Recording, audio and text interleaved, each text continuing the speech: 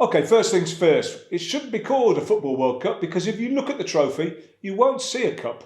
But anyway, I'm willing to let that one go. Every 4 years, football's biggest show takes place. Before the recent draw, I was really hyped, really looking forward to it, to get excited by interesting and intriguing matchups, trying to work out the subtleties of who will progress and what the knockout stages will look like. As I said, I was looking forward to it. The day of the draw arrived, and on stage are some of the world's footballing greats, and also Jermaine Genius. They were all ready to make the draw for the Qatar 2022 Football World Cup. The draw started, and then, what felt like hours later, I'm completely left underwhelmed by the whole thing. The magic's almost gone. Through my rose-tinted glasses, I knew what I wanted in the World Cup, but the reality is it will be a complete bore fest, just as it was in the opening stages of 2018. I'm already frustrated by the way some teams will approach the first 3 group games, and believe you me, we will see some terrible matches. Some teams by the 3rd game have nothing to play for, and others may have already qualified and they're just going to mess around. There might even be tactical draws to ensure both teams qualify. For me, FIFA is completely missing a trick, an opportunity, a chance to invigorate what is a stagnant tournament. Before I tell you how they should do it, let me get my defence in first. I understand the qualification process. I understand the way the existing competition format is. I understand that FIFA wants the best teams to progress. I understand there's less chance of an upset. I know FIFA want to make as much money as possible as well. I understand my proposal is not without its downsides, but I tell you what, it will be much more exciting. So let's get a few things straight. First of all, the World Cup should include the best teams in the world, right?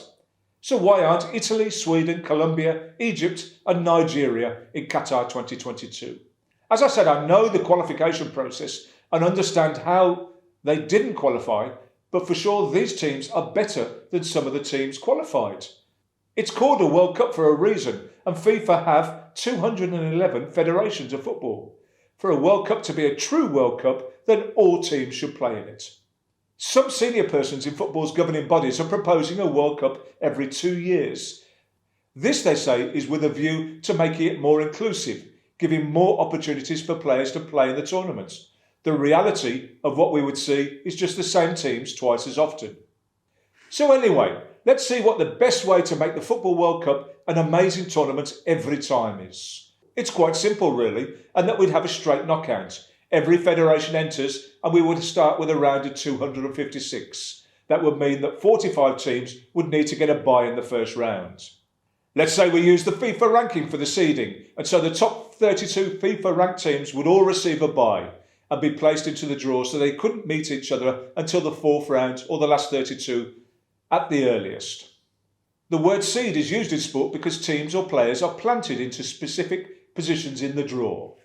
The other 13 teams to receive a bye would get it completely by random, and the rest of the draw would once again be made randomly. As well, just going back a bit, I don't agree with FIFA's ranking system. Brazil I get being number 1, winning the last Copa America and dominating their qualifying. But Belgium being number 2, come on. However, on the whole, the top 32 on their list are the top 32 teams currently in the world. FIFA spent millions on their ceremony, and I completed my own draw this afternoon for nothing, with just the cat watching. This is what the World Cup draw might look like. As you can see, the seeded teams and those lucky other teams with a first round bye are through to the second round. And look at those ties. Normally a game like Namibia against Samoa I would have little interest in. But in a World Cup knockout, I'm all over it, same as every other match in this draw. So the simple rules for the revised and much more exciting format is that it's a straight knockout.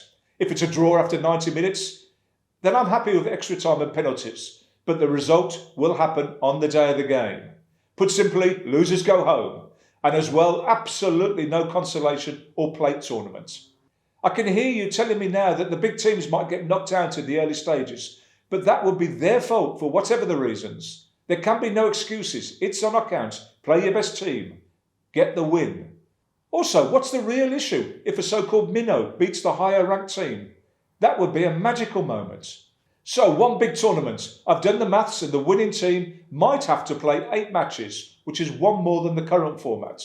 Also, if one of the seeded teams, or those with the first round bye, were to win, they would have played the same as the current amount of 7.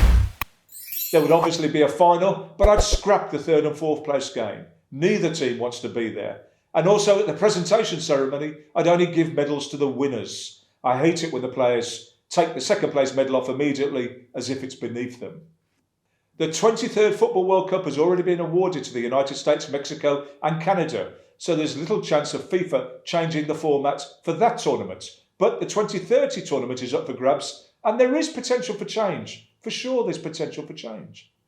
I know that to have the knockout tournament would completely change the face of world football and would require significant changes. However, these changes won't necessarily be a bad thing. If I was asked who would win the new style World Cup knockout, just like everyone else, I could give you an opinion. But for me, there is really no standout team. I'd say with some certainty it would be one of the so-called better teams. I'm certain the team to lift the trophy would have done so before. So for me, the favourites will be Brazil, Italy, Germany, Argentina, France, and even possibly England. But I wouldn't be surprised if Belgium, Senegal, Egypt were to get their hands on it. Let me know your thoughts on this subject in the comments below, and let's all send Gianni Infantino an email. Come on FIFA, give it a try. Thanks for watching. Don't be afraid to smash that like button and hit me with a subscription. It really does make me feel really, really good.